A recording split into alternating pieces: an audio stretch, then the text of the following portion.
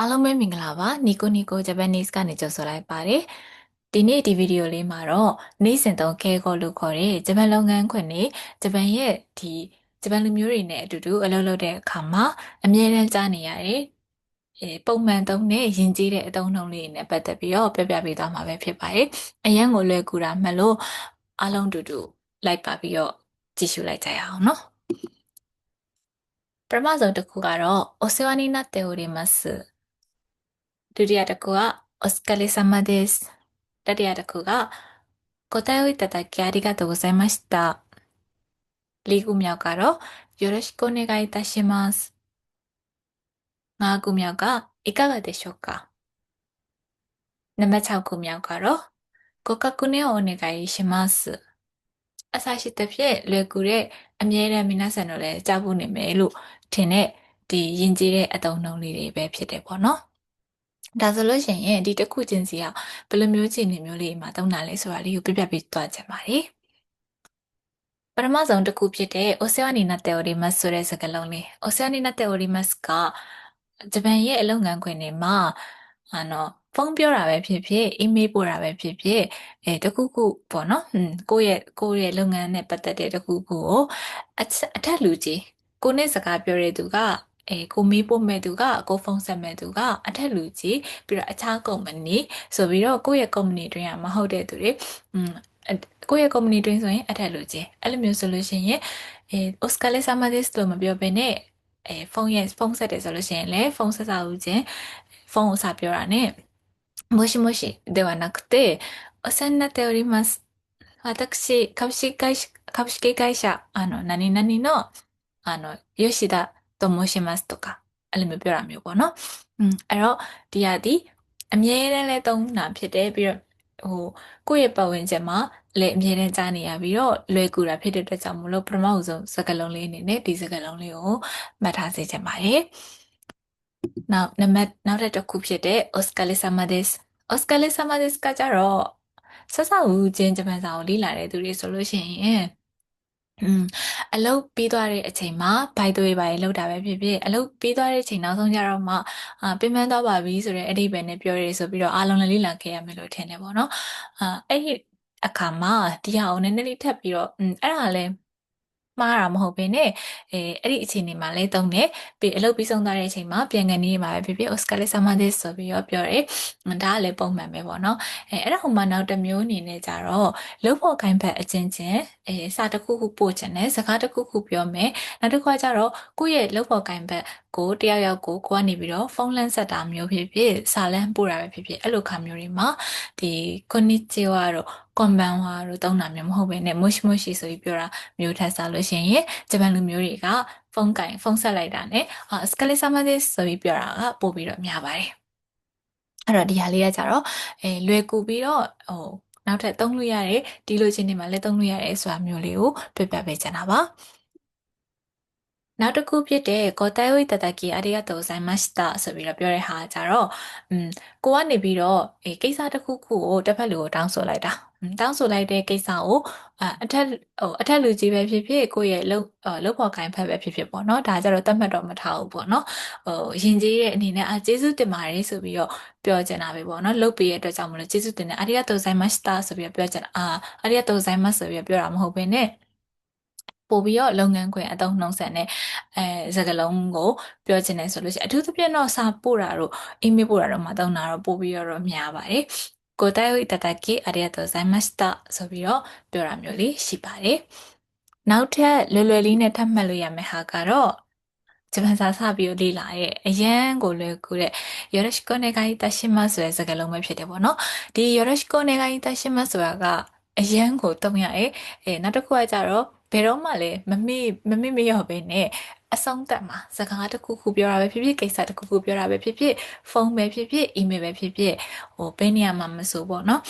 အရန်သုံးဝင်တာဖြစ်တဲ့အတွက်ကြောင့်မလို့မရောနဲ့ဒီよろしくお願いいたしますဆိုတာလေးကိုလည်းသုံးဖို့ပြောချင်ပါတယ်နောက်တစ်ခုဖြစ်တဲ့တယောက်ယောက်ကိုဘယ်လိုလဲ အဆင်ပြေလားဒီလိုလုပ်လိုက်ရင်ကောင်းမလားဆိုပြီးတော့အကြံဉာဏ်တောင်းတာပဲဖြစ်ဖြစ်အခြေအနေဆိုပြီးတော့ပြောတဲ့ပုံစံအဆင်ပြေလားဆိုပြီးတော့မေးချင်တဲ့အခါမျိုးမှာအာどうですかလို့ပြောချင်တာအဲ့どうですかဆိုတဲ့ဟာကိုရင်ကြီးကြီးလေးနဲ့ပြောမယ်ဆိုလို့ရှိရင်ဒါတော့いかがでしょうかこちらいかがでしょうかဆိုပြီးတော့ပြောတဲ့အသုံးနှုန်းလေးကိုလည်းမှတ်ထားစေချင်ပါတယ်အရန်အသုံးဝင်လို့ပါနောက်တစ်ခုကတော့ご確認をお願いします。အဲ့တော့ဒီတိုင်းပဲပုံမှန်ဆိုလို့ရှိရင်တခုခုကိုလုပ်ပေးပါဆိုပြီးတော့ပြောတဲ့အခါမှာお願いしますဆိုပြီးတော့ပြောလို့ရှိရင်နည်းနည်းလေးခေါ်ရွှဲဖြစ်တယ်ပေါ့နော်ပုံမှန်သုံးနှုန်းလည်းမဖြစ်သွားဖြစ်တဲ့အတွက်ကြောင့်မလို့အဲ့ဒါကိုမှရိုးရိုးတန်တန်お願いしますမဟုတ်ဘဲနဲ့ご確認をお願いいたしますご確認をお願いしますလို့ပြောလိုက်လို့ရှိရင်ကျတော့နည်းနည်းလေးပို့ပြီးတော့ယဉ်ကျေးသွားတယ်ကိုတခုခုကိုဒီစာရေးစာတန်းကမှန်လားဒီချက်ကမှန်လားဆိုပြီးတော့အဲ့ဒါလေးကိုစစ်ကြည့်ပေးပါအတည်ပြုပေးပါဆိုပြီးတော့တောင်းဆိုတဲ့အခါမှာအသုံးများတဲ့ယဉ်ကျေးတဲ့အသုံးနှုန်းလေးပဲဖြစ်ပါတယ်အဲ့ဒီတော့ယဉ်ကျေးတဲ့အသုံးအနှုန်းလေးတွေကိုလေ့လာရဲဆိုတဲ့နေရာမှာအခုကလွယ်လွယ်ကူကူလေးတွေကိုပဲပြောခဲ့ရပါတော့เนาะအားလုံးလည်းသိနေပြီးသားကိုယ့်ပတ်ဝန်းကျင်မှာလည်းရှိနေပြီးသားကိုမမေ့မလျော့နဲ့တုံ့ပြန်အောင်လို့ဒီဗီဒီယိုလေးမှာထပ်ပြီးတော့ပြောလိုက်တဲ့သဘောပါအဲ့တော့ဒီလိုမျိုးယဉ်ကျေးတဲ့အသုံးအနှုန်းတွေကိုလေ့လာတာဆိုလို့ရှိရင်ကိုကဂျပန်စာကိုဒီစာအတိုင်းကြီးပဲစက်တရွေးနှုတ်တိုက်ကြက်လာတာမျိုးမဟုတ်ဘဲနဲ့တေးသေးချာချာလေ့လာထားရဲဆိုတဲ့image ကိုရစေပြီးတော့အလုပ်ကင်တဲ့နေရာမှာလည်းဒီလူကလောက်ကင်နိုင်စွမ်းရှိရလို့မြင်ရစေပြီးတော့အလုပ်ငန်းခွင်မှာပို့ပြီးတော့နေရတာမျိုးဖြစ်နိုင်ပါတယ်အဲ့တော့နောက်တစ်ခါလုပ်ငန်းခွင်မှာအထက်လူကြီးနဲ့ပဲဖြစ်ဖြစ်လုပ်ဖို့ကိုင်ဘက်တွေနဲ့ပဲဖြစ်ဖြစ်ပြောဆိုဆက်ဆံတဲ့အခါမှာကိုယ့်ရဲ့ကိုဒီစကားပြောဆိုဆက်ဆံတဲ့ communication လုပ်တဲ့နေရာမှာယုံကြည်မှုပို့ပြီးတော့ရှိစေမှာပဲဖြစ်ပါတယ်နောက်တစ်ခုပြောချင်တာကကြတော့အခုဒီမှာပြောလိုက်တဲ့အရန်လွယ်တဲ့ယဉ်ကျေးတဲ့အသုံးအနှုန်းလေးတွေအပြင်ကို M5 M4 ပဲဖြစ်ဖြစ်လုံးဝအခြေခံ grammar လေးတွေကိုသိတာနဲ့နေ့စဉ်သုံးလို့ရတဲ့教えていただけませんかとかこちらဒီဟာကိုလုပ်လို့ရလားဆိုတဲ့ဟာပေါ့နော်လုပ်လို့ရလားいただいてもよろしいでしょうかဆိုတာမျိုးပေါ့နော်ဒီလိုဟာမျိုးလေးဆိုလို့ရှိရင်လည်းဒါနမူနာပြပြတာပေါ့နော်ဒီလိုဟာမျိုးလေးဆိုလို့ရှိရင်လည်းgrammar ကအခြေခံလေးတွေပဲဒါပေမဲ့နေ့စဉ်အသုံးပြုလို့ရနေတယ်ဒါလေးတွေကိုလည်းကိုသင်ခဲ့တဲ့ grammar လေးတွေကိုမမေ့မလျော့နဲ့အမြဲတမ်းသုံးလို့ရပါတယ်လို့ပြောချင်ပါတယ်အဲ့တော့နောက်ထပ်အခြားအသုံးများတဲ့ခဲကောလေးလည်းရှိသေးရဆိုတော့ဒီထဲမှာတစ်ချက်ထပ်ပြီးတော့နည်းနည်းလေးအားလုံးနဲ့အတူတူပြင်ပြီးတော့ကြည့်ချင်သေးပြပြပေးချင်သေးတဲ့ဟာလေးကကြတော့わかりましたဆိုပြီးတော့အားလုံးပြောကြရပါတော့わかりましたအဲ့ဒါကိုわかりましたわかったကြတော့အရင်ဒီပုံမှန်သုံးနှုန်းဖြစ်သွားတာဆိုတော့အလုပ်တွေမှာဆိုလို့ရှိရင်かしこまりましたわかりましたではなくてわかりましたလို့မပြောဘဲနဲ့かしこまりましたဆိုပြီးတော့ပြောမလားဒါမှမဟုတ်လို့ရှိရင်承知しました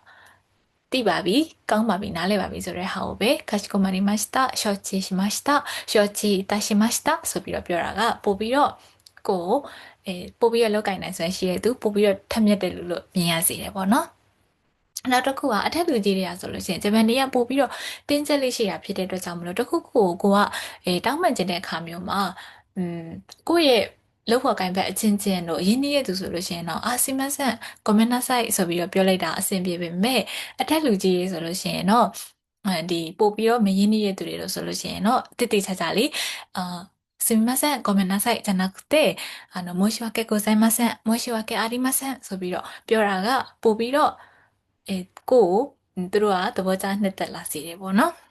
နောက်တစ်ခုကကြတော့တိလားဆိုပြီးတော့ပြောချင်တာတိလားဆိုပြီးပြောတဲ့ဟာကိုလေ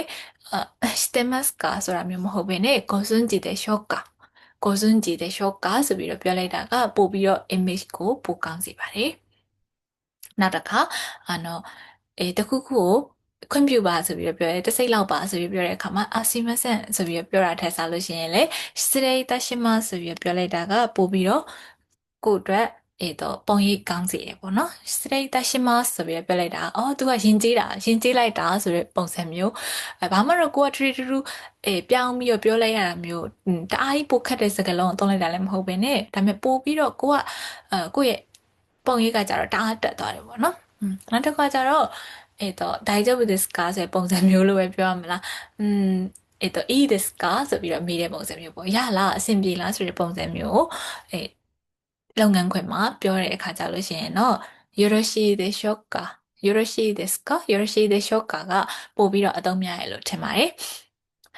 နောက်တစ်ခုအနေနဲ့နောက်တစ်ခုအနေနဲ့ဆိုလို့ရှိရင်ဘာဖြစ်မလဲဆိုတော့တယောက်နဲ့တယောက်မတွေ့တာကြတဲ့သူအချင်းချင်းနှုတ်ဆက်ကြတာမျိုးရှိရလေဒါပေမဲ့တငယ်ချင်းတွေလို့ပေါ်ကိုင်ပတ်တဲ့ရင်းနှီးတဲ့သူတွေကတော့ဘာမှကိစ္စမရှိပေမဲ့ရင်းနှီးတဲ့သူတွေပါဆိုလို့ရှိရင်ကြတော့ပုံမှန်တိုင်းပဲအားလုံးပြောနေကြဖြစ်တယ်久しぶりですねဆိုပြီးပြောတယ်お久しぶり久しぶりဆိုပြီးပြောလိုက်လို့ရှိရင် okay ဆိုပေမဲ့လို့ကိုယ့်ရဲ့အထက်လူကြီးတွေကုမ္ပဏီတွေကသူတွေဆိုလို့ရှိရင်တော့အတက်နိုင်ဆုံးご無沙汰しておりますလို့ပြောတာကကိုယ့်ရဲ့ဂျပန်စာ level ကအော် तू ကဒီစကားလုံးထိသိပါလားဆိုပြီးတော့လုံးဝကိုဥမာဒီဂျပန်လူမျိုးတွေထဲမှာတော့မှご無沙汰しておりますဆိုပြီးတောင်းလိုက်လို့ရှိရင်ဒါပညာတတ်တယ်ဆိုတဲ့ပုံစံလိုမျိုးထင်ရစေတယ်ပေါ့နော်အဲ့တော့အထက်လူကြီးတွေကိုထက်ကြီး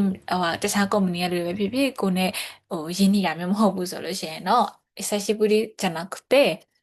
ご無沙汰しておりますလို့တောင်းတာကပို့ပြီးတော့ကောင်းပါတယ်နောက်ဆုံးတစ်ခုအနေနဲ့ခဏလောက်စောင့်ပါဆိုပြီးပြောတယ်ခဏလောက်စောင့်ပါဆိုちょっと待ってဆိုလို့ရှိရင်အရန်ကိုတင်ငယ်ချင်းချင်းပြောတဲ့ပုံစံဖြစ်သွားမယ်ပေါ့နော်အဲ့လိုမဟုတ်ဘဲနဲ့အလုပ်ခွင်ထဲမှာကျတော့ရှော့ရှော့မချီကူဒါဆိုင်မီးမှာပဲဖြစ်ဖြစ်အဲ့လိုဖုန်းမှာပဲဖြစ်ဖြစ်အများကြီးသုံးလို့ရတယ်ပေါ့နော်ရှော့ရှော့မချီကူဒါဆိုင်ဆိုပြီးတော့ပြောတာမျိုးရှိပါမယ်အဲ့တော့အခုဒီဗီဒီယိုထဲမှာပြောပြပေးသွားတဲ့ခေကိုဆိုပြီးတော့ပြောတဲ့စကားလုံးလေးတွေကအမှန်ဆိုလို့ရှိရင်မိနာဆန်တို့လည်းအရန်ကိုရင်းနှီးနေမယ်လို့ထင်တယ်ပေါ့နော်ဒါတွေကအမြဲတမ်းဂျပန်လုပ်ငန်းခွင်တွေမှာဂျပန်လူမျိုးတွေနဲ့အတူတူလှုပ်လှုပ်တဲ့အခါမှာဒီဟာအရန်ကိုကြားရတဲ့လုံးဝမစိမ့်တဲ့စကားလုံးတွေပဲဒါပေမဲ့ကိုယ်တိုင်ရောဒီစကားလုံးတွေကိုသုံးဖြစ်နေရလားပေါ့နော်ဒီစကားလုံးလေးတွေကိုသုံးလိုက်ခြင်းအပြင်ကိုယ့်ရဲ့ image ကအများကြီးတက်သွားမှာဖြစ်တယ်ကိုကလည်းကိုယ်အနေနဲ့လည်းအရင်ကြီးအားစိုက်ထုတ်စရာမလိုဘဲနဲ့တင့်တော်တဲ့စကားလုံးအသုံးနှုန်းကိုတင့်တော်တဲ့နေရာဒေသအချိန်အခါမှာသုံးလိုက်တဲ့အခါမျိုးမှာအလုပ်ခွင်ထဲမှာကိုယုံကြည်မှုရှိမယ်အလုပ်ခွင်မှာကိုကနေရာပိုရလာမယ်ဆိုတာမျိုးကိုအမျှဝေပေးချင်တာပါအားလုံးပဲကျေးဇူးအများကြီးတင်ပါတယ်ရှင်နောက်ထပ်ဗီဒီယိုလေးလည်းအများကြီးပြုလုပ်ပေးချင်တာဖြစ်လို့အားပေးကြပါအောင်နော်ဘိုင်ဘိုင်